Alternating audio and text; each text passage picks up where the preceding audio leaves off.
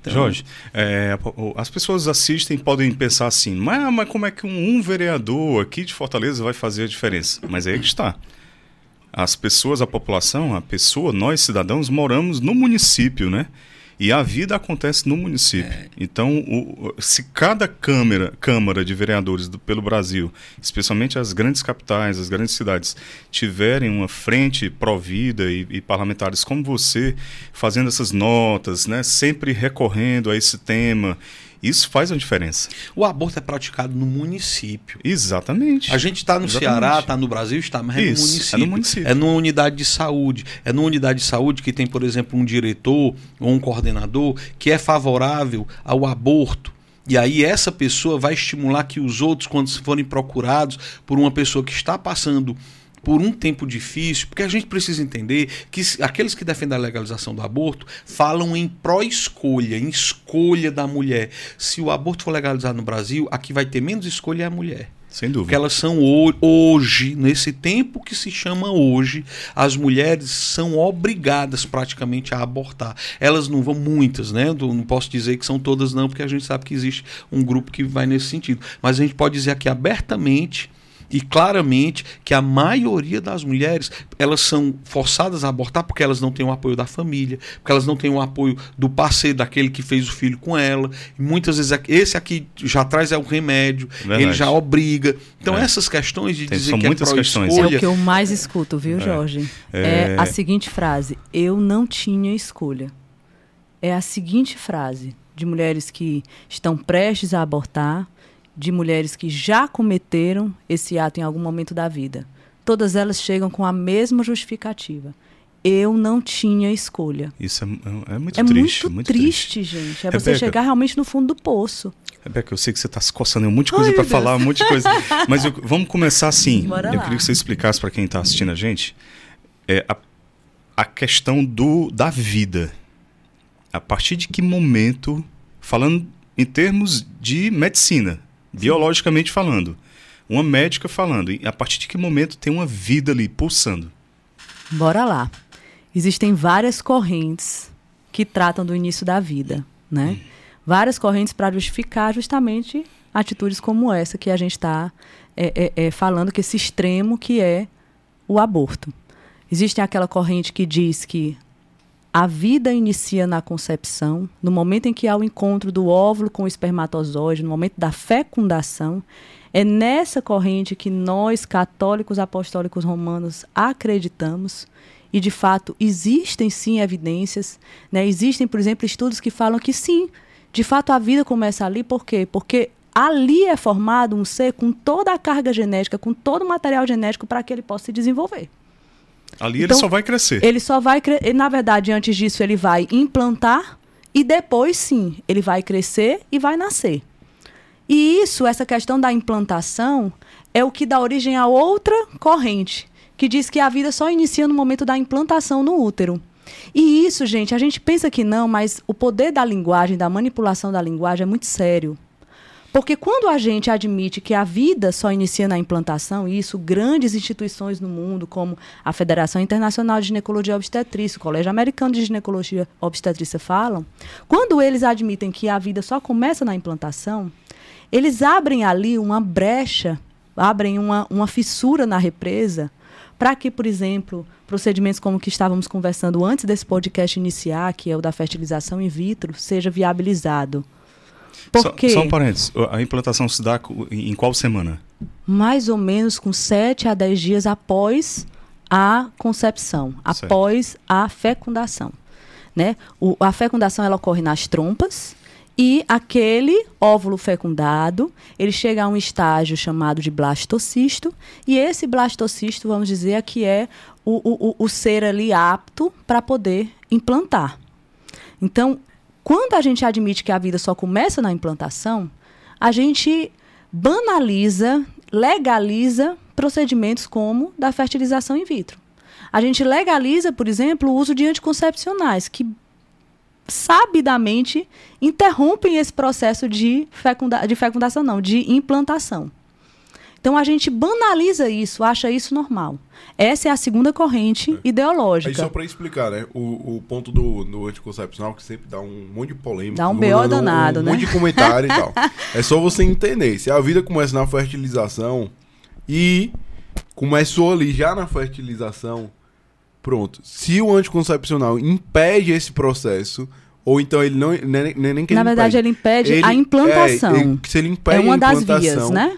Houve a fertilização ali, já houve ali a vida, e ele só abortou. Esse é o princípio. Nessa janela de tempo, é a janela de tempo que induz o aborto. Pronto, Exato. É só isso.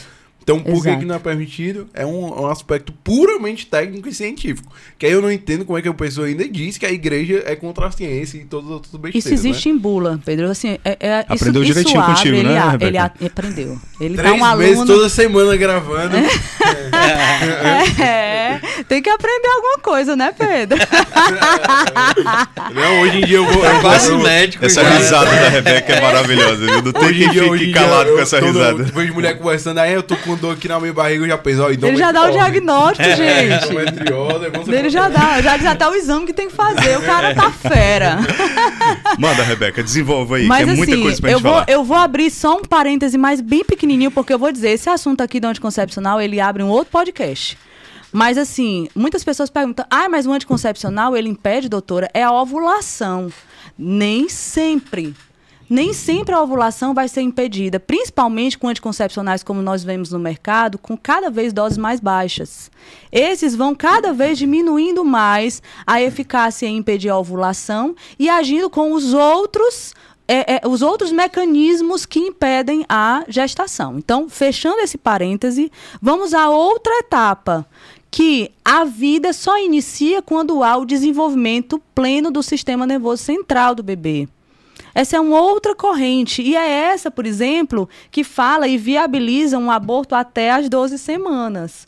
Porque a gente sabe que, de fato, o sistema nervoso central do bebê, ele se forma plenamente para depois ele amadurecer e se desenvolver por completo durante o restante da gestação e os 2 primeiros anos do bebê com mais rapidez, mas ali até as 12 semanas isso se finda. O arcabouço todo cerebral, ele é findado. A organogênese, que é o processo de formação desses órgãos, né, não somente do cérebro e do sistema nervoso central, mas de todos os órgãos do nosso organismo, se finda por volta de 12 semanas. Então, é nesse argumento que eles pegam.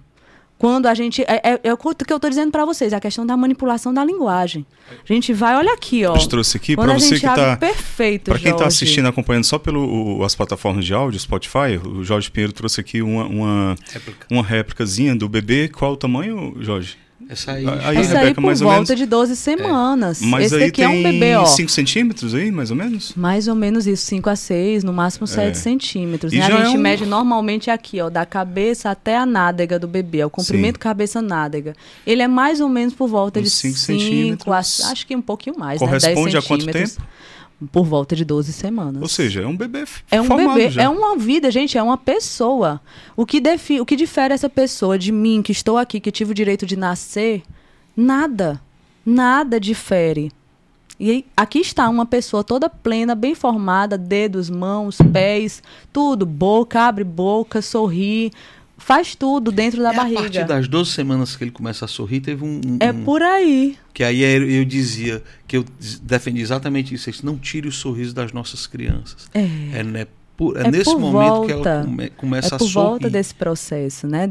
Então, essa outra linha que trata do pleno desenvolvimento do sistema nervoso central é o que viabiliza uma mãe matar um bebê dentro da sua barriga desse jeitinho aqui, perfeito.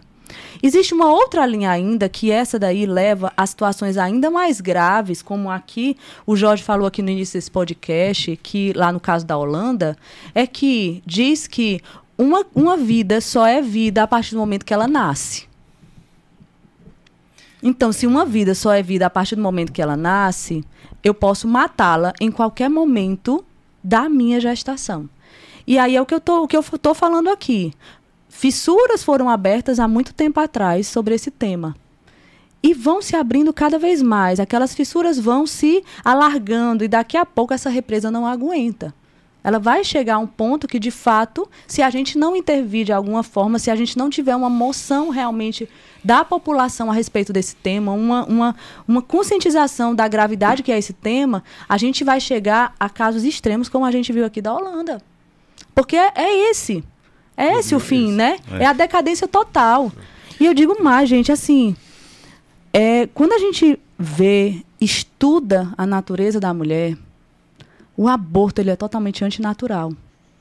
Porque a mulher, ela foi feita naturalmente, um dos maiores anseios da alma dela. Ela pode negar isso até a morte, mas lá no fundo, ela se depara com essa vontade, esse desejo enorme de ser mãe. É o maior anseio que uma mulher tem. Até aquelas que já cometeram esse tipo de atrocidade, olham e dizem, doutora, eu cometi porque eu não tinha escolha. E segundo, porque eu não estava preparada. Não era o tempo. Mas hoje é o tempo para mim. Hoje eu quero ser mãe. E muitas vezes a gente se depara com situações de que a pessoa não consegue ter uma infertilidade. E quando a gente vai ver lá atrás, o problema todo foi por conta de um aborto que ela cometeu. Causa tantos danos intrauterinos que isso compromete a fertilidade dela a partir disso daí.